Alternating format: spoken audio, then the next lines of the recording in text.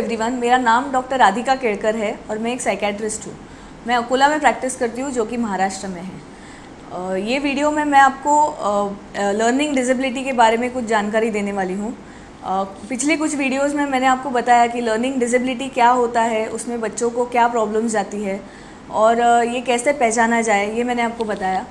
तो इस वीडियो में हम क्या कर सकते हैं ये मैं आपको बताऊंगी। जो भी पेरेंट्स के बच्चे ये फेस करते हैं उन्होंने क्या स्टेप्स लेने चाहिए ये मैं आपको बताऊंगी।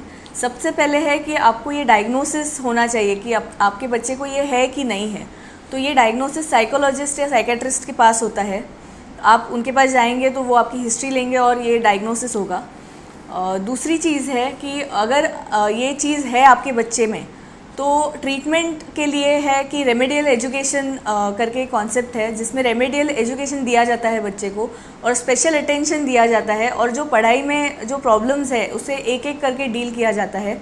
और धीरे धीरे जो बच्चा स्पीड नहीं पकड़ पाता, स्कूल में जो भी चीज़ें होती है उन्हें टाइम लगता है पढ़ने में और लिखने में, तो स्पेशल ट्रेनिंग के द्वारा उन्हें ज़्यादा ट्रेनिंग देने के बाद वो कोप कर सकते हैं। इस तरीके से रेमेडियल एजुकेशन दिया जाता है। तो ये एक ट्रीटमेंट के लिए कर सकते हैं। और तीसरी चीज़ है कि कंसेशंस, ऐसे जो बच्चे हैं जिनको भी लर्निंग डिसेबिलिटीज़ है उनके लिए एटलीस्ट महाराष्ट्र गवर्नमेंट ने, महाराष्ट्र स्कूल एजुकेशन बोर्ड जो है अपना, उन्होंने कुछ कंसेशंस रखे हैं। जो लर्निंग डिसेबिलिटी के पेशेंट्स हैं, बच्चे हैं, उनको कंसेशंस दिए जाते हैं इन एग्ज़ाम्स और लिखने पढ़ने में। तो वो क्या है ये मैं आपको आज बताऊंगी।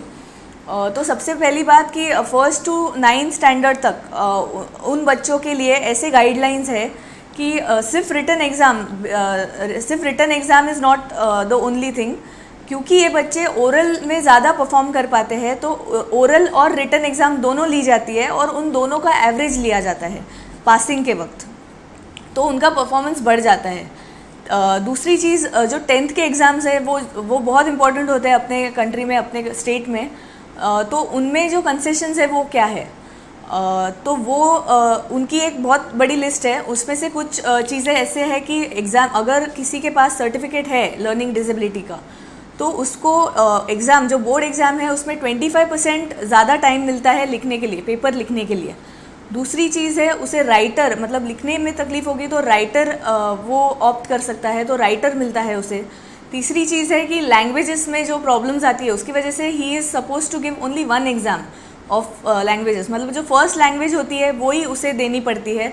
बाकी की 2 एग्ज़ाम्स, बाकी की 2 लैंग्वेज उसे माफ़ होती है। चौथी जो चीज़ है वो मैथमेटिक्स के लिए हम बोल सकते हैं कि उनका जो मैथ्स का लेवल है वो उन्हें कम दिया जाता है। जो कुछ सिली मिस्टेक्स है वो इग्नोर किए जाते हैं। राइटिंग में भी अगर स्पेलिंग मिस्टेक्स काफ़ी है तो वो इग्नोर किए जाते हैं वाइल पेपर करेक्शन। ये सारी चीज़ें स्टेट बोर्ड ने उपलब्ध कराई है सारे बच्चों के लिए। तो ये जिनको भी ये तकलीफ़ है, बीमारी है, उन तक ये मैसेज पहुंचना चाहिए कि ये सारी कंसेशंस अवेलेबल है। तो कंसेशंस कैसे मिल सकती है? कंसेशंस मिलने के लिए एक सर्टिफिकेट लगता है, जो कि मुंबई के जो मेन हॉस्पिटल्स है, Nair, KEM, Sion, in hospitals में वो सर्टिफिकेट दिया जाता है आफ्टर प्रॉपर इवैल्यूएशन। तो ये अगर सर्टिफिकेट मिला, अगर बच्चे को मिलता है और डायग्नोसिस होता है तो वो सर्टिफिकेट, एग्ज़ाम्स जो होते हैं बोर्ड एग्ज़ाम्स, तो जनवरी के पहले वो सर्टिफिकेट बोर्ड तक पहुंचना चाहिए अलॉन्ग विद एन एप्लीकेशन। तो ये कंसेशंस मिल सकती है आपके बच्चे को।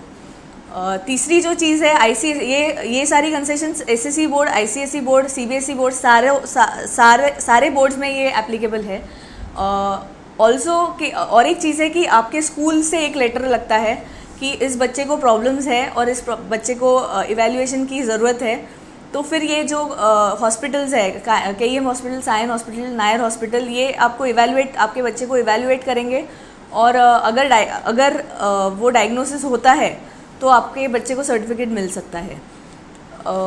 तो ये बहुत ही इसके बारे में अवेयरनेस बहुत ज़रूरी है, क्योंकि काफ़ी बच्चे ऐसे हैं जिनको ज़रूरत है और उन्हें पता नहीं है इस चीज़ के बारे में।